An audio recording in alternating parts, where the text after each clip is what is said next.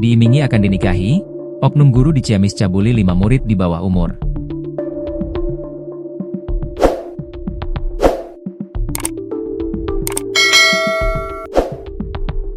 Kasus yang menggegerkan terjadi di Ciamis.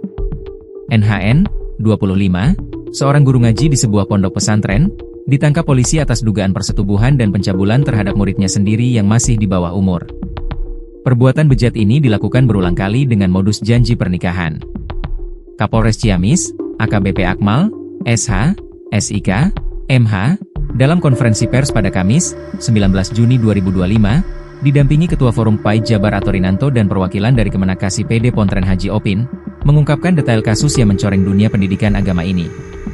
Korban utama, seorang gadis berusia 15 tahun berinisial MK asal Tasikmalaya, menjadi korban kejahatan NHN sejak November 2024 hingga Februari 2025. MK mengaku telah disetubuhi sebanyak 10 kali di rumah pelaku di Desa Cihaur Beuti, Ciamis.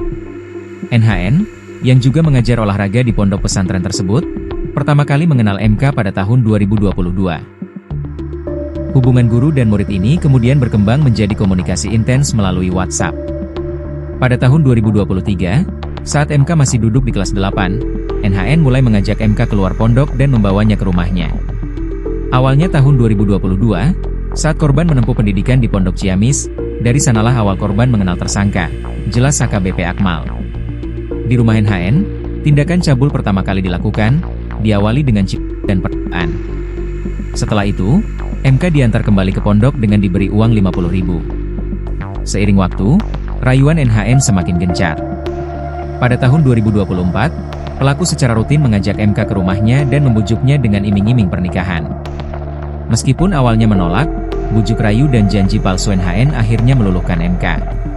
Kasus ini terungkap pada 14 Juni 2025, ketika orang tua MK secara tak sengaja menemukan percakapan antara putri mereka dan NHN di aplikasi WhatsApp yang membahas perbuatan pelecehan tersebut. Setelah didesak, MK akhirnya mengakui semua yang terjadi. Keluarga korban kemudian segera melaporkan kejadian ini ke polisi. Penyidik Polres Ciamis bergerak cepat melakukan penyelidikan, memeriksa barang bukti, dan melakukan visum terhadap korban di RSUD Ciamis dengan pendampingan Komisi Perlindungan Anak Indonesia Daerah, PAID. Pada 18 Juni 2025, setelah mengantongi 2 alat bukti yang cukup, NHN resmi ditetapkan sebagai tersangka dan langsung ditangkap di kediamannya. Yang lebih mengejutkan, berdasarkan pengakuan NHN, terdapat 5 korban lain. Beberapa di antaranya sudah dewasa saat ini, namun masih di bawah umur saat kejadian. Dugaan tindakan asusila terhadap korban lain bahkan telah terjadi sejak tahun 2021. Polres Ciamis saat ini sedang melakukan pendekatan hati-hati kepada para korban lain dengan bekerja sama dengan PAID. AKBP Akmal menegaskan bahwa NHN dijerat pasal 81 ayat 2 dan pasal 82 ayat 1 Undang-Undang Nomor 17 Tahun 2016 tentang Perlindungan Anak, dengan ancaman hukuman penjara minimal 5 tahun dan maksimal 15 tahun, serta denda paling banyak 5 miliar rupiah. Terkait video dan foto yang diduga berkaitan dengan kasus ini dan sempat beredar, AKBP Akmal menyatakan pihaknya tengah melakukan penelusuran.